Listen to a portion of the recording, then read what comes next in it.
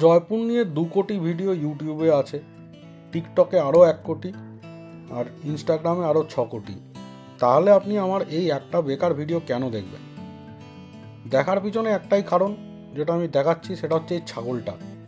Seat belt দিয়ে বাঁধা ছাগল কি আপনি কখনো দেখেছেন? যদি না দেখে থাকেন তাহলে এই ভিডিওটা দেখুন। এরকম জোগাড় আমি বাপের জন্মে দেখিনি। জয়পুরে প্রথম স্টপ হিট, সিট বেল্ট দিয়ে বাঁধা ছাগল। এটা কোনো ট্যুর অপারেটর দেখাবে না। হোস্টেলের লোককে জিজ্ঞেস করলাম যে কোথায় গিয়ে ভালো ব্রেকফাস্ট করা যাবে, কারণ হোস্টেলে ব্রেকফাস্ট খাওয়ার আমার বিন্দুমাত্র ইচ্ছা ছিল না, কারণ ওই ইডলি, ধোসা, উত্তাপাম, সাম্বার সব আমি হায়দ্রাবাদেই খাই। তো বললো গোলাপজির চাওয়ালার কাছে চলে যান। গোলাপজির চাওয়ালার কাছে গিয়ে দেখলাম বেদম ভিড়। দোকানটা নাকি 1946-45 এরকম টাইমের, কিন্তু সেখানে এখনও যে পরিমাণ লোক, এদের দেখে মনে হচ্ছে এরা কোনোদিন চা খায়নি। তো আমিও সেই হ্যাংলার দলের নাম লেখালাম, গিয়ে জীবনের প্রথম একটা অদ্ভুত আইটেম খেলাম, সেটার নাম হচ্ছে বান সামোসা। পাউরুটিকে মাঝখান দিয়ে ফেরে তার ভেতরে একটা সামোসা গুঁজে দিয়েছে। পরের স্টপে গেছিলাম গেটার কি ছাত্রিয়া, কিন্তু সেখানে চৌকিদারের যা গ্যাস, সেই গ্যাস শুনে আমি পালিয়ে গেছি। বলছেন 9:25 বাজে, 9:30টার আগে নাকি দরজা খোলাই যাবে না। বললাম চলো ভাই, নাহারগার ফোর্টে যাও। নাহারগার ফোর্টে যাওয়ার রাস্তা খুব সুন্দর, পাহাড়ের ধার দিয়ে ওঠে, আর দুধারে ভর্তি ময়ূর। আপনারা যদি কখনো নাহারগাঁ যান দেখবেন ময়ূরের ফ্যাক্টরি। মানে ওখানে যে পরিমাণ ময়ূর আমি দেখেছি, হায়দ্রাবাদে অত কাক নেই। জেনুইনলি প্রচুর ময়ূর, কিন্তু আমি এতই ক্যাবলা কার্তিক যে আমি নিজের বাহনের ছবি তুলতেই ভুলে গেছি। যাই হোক, পরের স্টপ নাহারগাঁ ফোর্ট।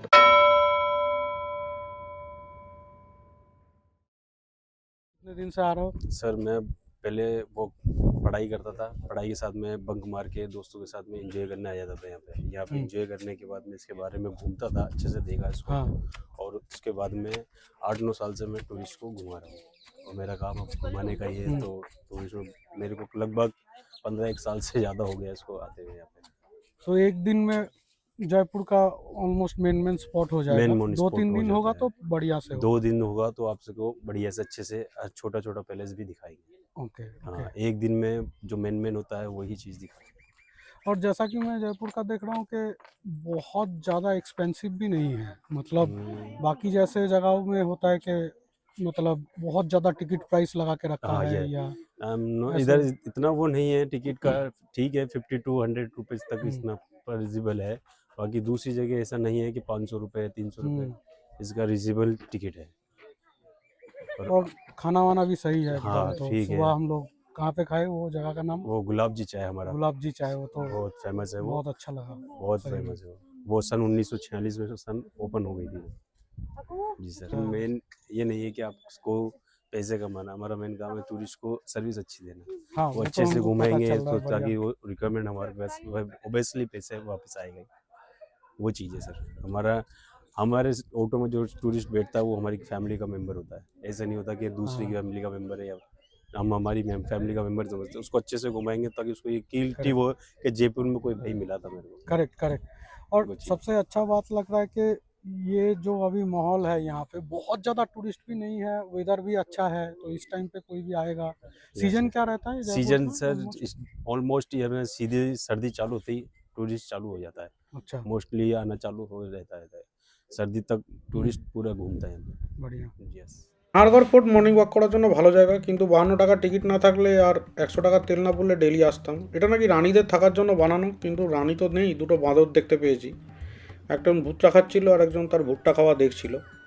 তো যাই হোক, ওদের বেশি ডিস্টার্ব করিনি, 2-1টা ছবি ছাপা তুলে নিজের মতো গিয়ে একটা বেঞ্চে সাইড করে বসে গেলাম।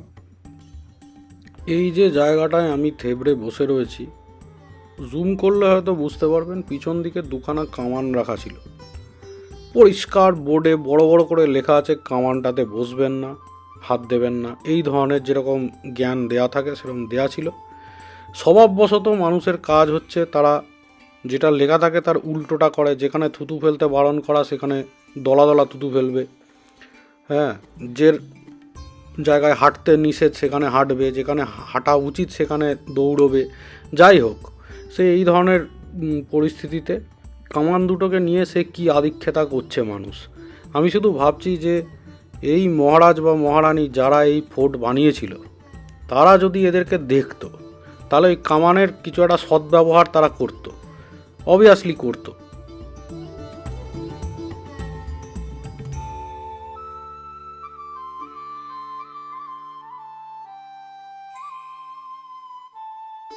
ফোর্টের ভেতরে ঢুকে সুন্দর তো লেগেছি, কিন্তু তার চেয়েও বেশি লেগেছে কনফিউজিং। মানে যদি আমার মতো স্মৃতিশক্তি দুর্বল কোনো মানুষ থাকে, সে এই সিমিট্রির মাঝখানে হারিয়ে যেতে বাধ্য। কোনটা বাথরুম, কোনটা রান্নাঘর, কোনটা মানে বসার জায়গা, কোনটা শোয়ার জায়গা, সব গুলিয়ে গোয়া হয়ে যাচ্ছে।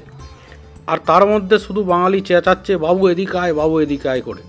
পৃথিবীর যত দুর্গম প্রান্তেই যায় না কেন, সেইখানে প্রি ওয়েডিং শ্যুট হবেই।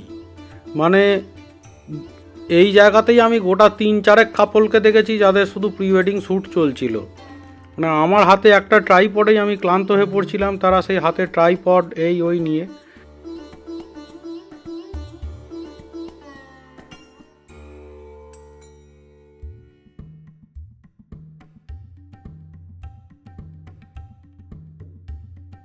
में क्या बोलते हैं? हाँ, কামরাঙাকে হিন্দিতে কি বলে সেটা না বুঝলেও এটা বুঝেছি যে জয়গড় ফোর্ট যাওয়ার টাইম আর হতো না। তাই জাহিদ ভাই অটোওয়ালা বলল, পাঁচিলের ওপর থেকে যা ফটোগ্রাফি করার করে নাও, এখানেই যা দৃশ্য দেখার দেখে নাও, নইলে আমির ফোর্টে গিয়ে লেট হয়ে গেলে অনেক কিছু নাকি দেখা হবে না। আমির ফোর্টটা নাকি সবচেয়ে বেস্ট ফোর্ট। তো যাই হোক, নাহারগড় ফোর্ট দেখেই আমার হয়ে গেছিলো, এবার আমির ফোর্টের দিকে চললাম। জয়পুরে এসে যদি হাতে একটা স্পট দেখার মতো টাইম থাকে, তাহলে এই স্পটটা মিস করা উচিত নয়। কারণ হাওয়া মহলটা শহরের মধ্যে থেকেই দেখা হয়ে যায়।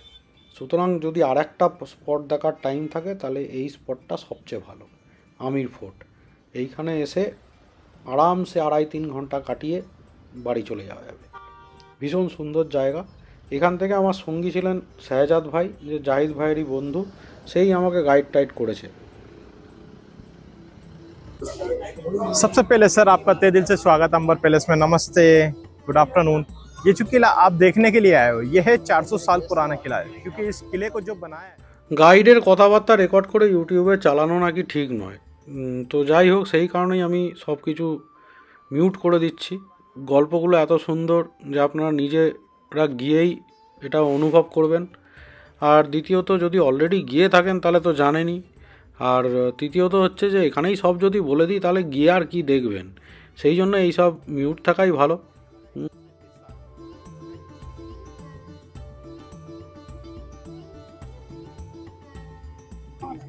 ये 12 किलोमीटर की प्रोटेक्शन वॉल है, जो सुरक्षा के तौर पे बनाई गई है। पहले के टाइम पे वहां पे सैनिक खड़े होते थे छतरी में, जब कोई दुश्मन दिख जाता तो ड्रम बजा के सिग्नल दिया जाता था।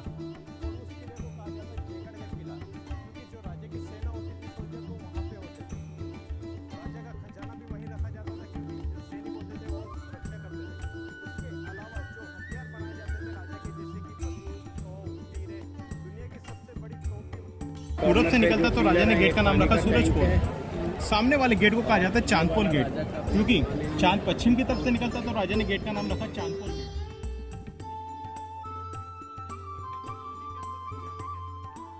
এই প্যালেসগুলো দেখতে এসে যদি আমরা গাইড না নিই তাহলে হাফ দেখা হয় আর কি।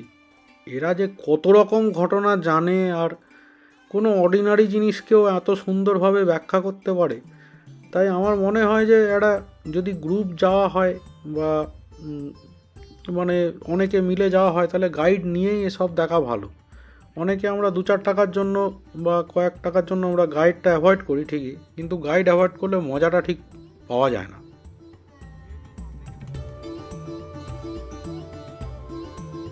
पहाड़ के ऊपर आपको दीवार देखने को मिलेगी, जिसे अरावली वॉल कहा जाता है। 12 किलोमीटर की वॉल है ये, सुरक्षा के तौर पे।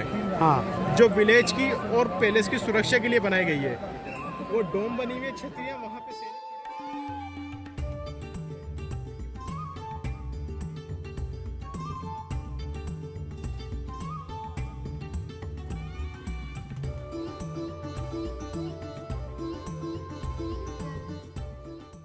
আজকাল ফেসবুক, ইনস্টাগ্রাম, ইউটিউব এসবের বাজার।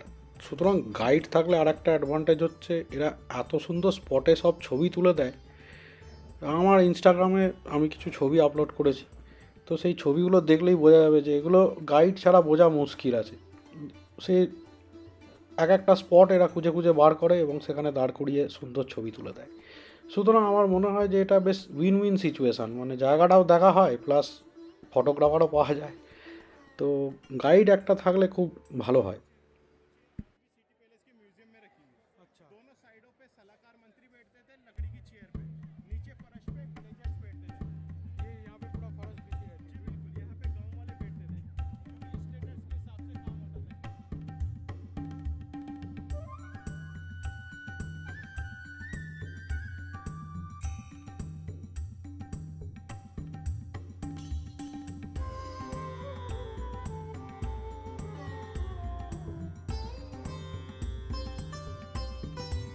जगह को कहा जाता है 27 कचेरी ऑफिस। जो राजा थे उनके अंडर में आते थे 27 रियासतें, यानी कि 27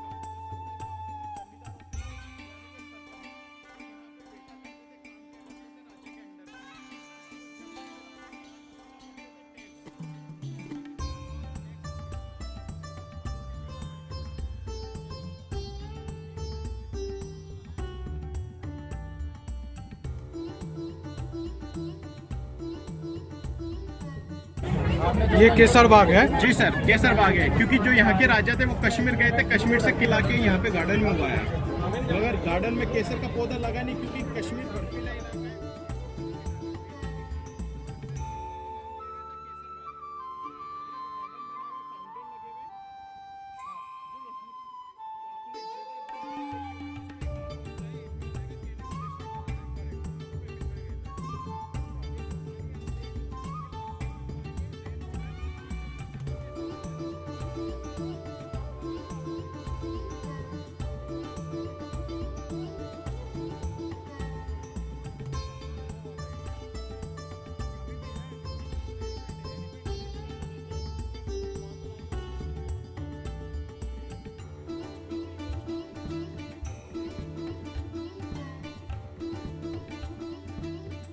খুব বেশি দিন আগের কথা নয়, এক বিখ্যাত শিল্পীর একটা কদাকার ছবি 2 কোটি টাকায় বিক্রি হয়েছিল।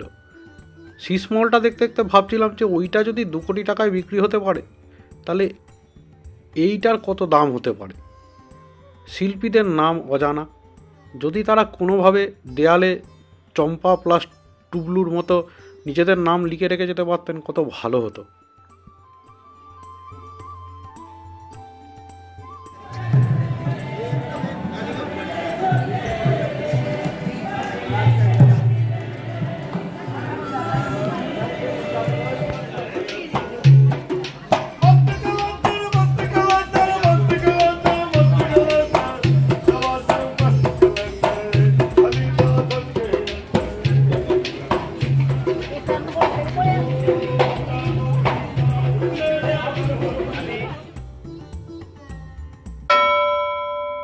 আমির ফোর্টে ঘুরে ক্লান্ত হয়ে গেছিলাম, কিন্তু পান্নামিনা কুণ্ডে না গেলে লস হয়ে যেত। স্টেপওয়েলের কাছে গিয়ে দেখলাম একটা বাঁদর বসে আয়েস করে ফুল খাচ্ছে, মানে আমি বেকার কলা আর আলু দিই, এবার থেকে ঠাকুর পুজোর যে ফুলগুলো আছে সেগুলো দিয়ে দিলেই কাজ মিটে যাবে। যাই হোক, জাহিদ ভাই নিয়ে গেল জলমহল, বললো দাদা এত দূরে এসছেন যখন জলমহল দেখবেন না, দাঁড়িয়ে কিছু ছবি ছাপা তুলে নিলাম। কিন্তু ততক্ষণ আমি আর এদিক ওদিক দেখতে পাচ্ছি না, প্রবল খিদে পেয়েছে, আমাকে কোথাও না কোথাও একটা লাঞ্চ করতেই হবে। যাই হোক, জলমহলে দাঁড়িয়ে বেশ কিছু ছবি ছাপা তুলে চললাম এলএমবির দিকে। এলএমবি মানে লক্ষ্মী মিষ্টান্ন ভাণ্ডার, মানে লক্ষ্মী মিষ্টান্ন ভাণ্ডার এরকম কিছু একটা। পথেই পড়লো হাওয়া মহল, কিন্তু হাওয়া মহলে বেদম ভিড়, তাই হাওয়া মহলে ঢোকার মতো আর রিস্ক নিইনি। আর ওদিকে সন্ধ্যাও হয়ে আসছে, আমাকে পেটে কিছু দিতেই হতো, যার জন্য হাওয়া মহলের পাশে বেশ কিছুক্ষণ দাঁড়িয়ে জল টল খেয়ে তারপরে লক্ষ্মী মিষ্টান্ন ভাণ্ডারের দিকে চলে গেলাম। সেইখানে গিয়ে খেলাম রাজস্থানি থালি, সে প্রবল খাওয়া খেয়ে তারপর হোস্টেলে গিয়ে ঘুমিয়ে পড়লাম, যাতে পরের দিন সকালে টাইমে রণথম্বরের ট্রেন ধরতে পারি। Thank you.